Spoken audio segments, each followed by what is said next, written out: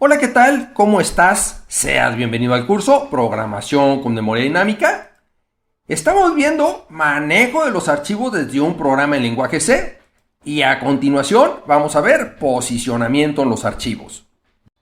Primero vamos a ver una función que es la función FOF, que es una función útil para saber si podemos seguir leyendo datos de un archivo o es el final del archivo. Si hemos llegado al final del archivo, es decir, end of file, devuelve 1 y en caso contrario, devuelve 0. Por ejemplo, si yo quiero estar leyendo un archivo hasta el final, lo que puedo hacer es un while not FOF, es decir, mientras FOF no regrese verdadero, quiere decir que no hemos llegado al final del archivo, y aquí en el ciclo while puedo seguir leyendo. Rebobinar el archivo. ¿Qué pasa si queremos volver a leer el archivo desde el inicio? Podemos rebobinarlo a través de una función que es la función rewind. Esta función devuelve el cursor del archivo al inicio.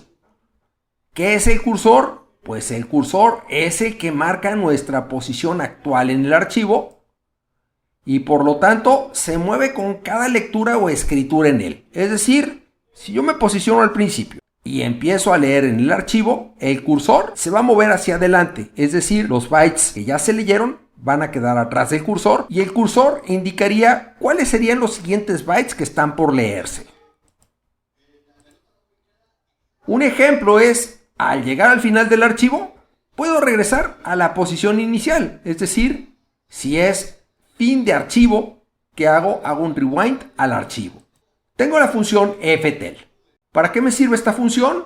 Pues con esta función puedo saber dónde está ubicado el cursor de un archivo. Utilizando la función ftel, nos va a devolver un número que es de tipo long con el número de bytes entre el inicio del archivo y el cursor, es decir, en qué lugar del archivo me encuentro actualmente. Por ejemplo, si abrimos un archivo y leemos 3 caracteres, ftel devolverá 3. ¿Qué devuelve ftel justo al abrir un archivo?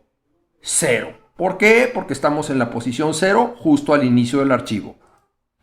Y al rebobinarlo, también va a regresar 0. ¿Por qué? Porque al rebobinarlo nos estamos posicionando al principio del archivo, es decir, en la posición 0. ¿Y qué va a regresar ftel cuando la función FOF nos devuelve un valor de verdadero? Pues en ese momento estamos al final del archivo y devuelve la última posición que va a ser el tamaño del archivo en bytes, es decir, la posición final que es el último byte del archivo. Y vamos a ver acceso secuencial y acceso aleatorio. ¿Por qué? Porque hasta ahora todo el manejo de archivos que hemos hecho ha sido secuencial.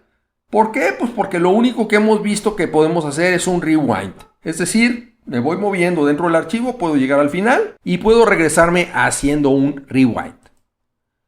Pero la pregunta es, ¿podríamos querer trabajar con el archivo como trabajamos con un arreglo? Es decir, accediendo a cualquier posición del archivo de manera arbitraria. Esto se llama acceso aleatorio. ¿Por qué? Porque podríamos querer cualquier posición en cualquier momento, independientemente de dónde estamos. Y esto implica mover el cursor del archivo. Es decir, yo poder moverme a cualquier posición dentro del archivo en el momento que yo quiera. Y para mover y recolocar el cursor en un archivo, vamos a ver la función fseek. El cursor indica a partir de qué posición del archivo se va a leer o se va a escribir. El parámetro offset de la función fseek indica la cantidad de bytes a moverse. El parámetro whence indica a partir de dónde se cuenta el offset. Si es seek-set, será a partir del inicio. Si es seek-cur, será a partir de la posición actual del puntero. Offset podría ser negativo porque de esa manera nos podríamos mover hacia atrás. Si es seek-end, será a partir del final. Offset debe ser negativo. Vamos a ver un ejemplo.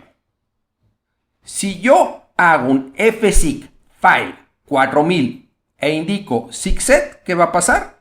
A partir del inicio del archivo se va a mover 4000 bytes hacia adelante, es decir, el cursor va a quedar en la posición 4000.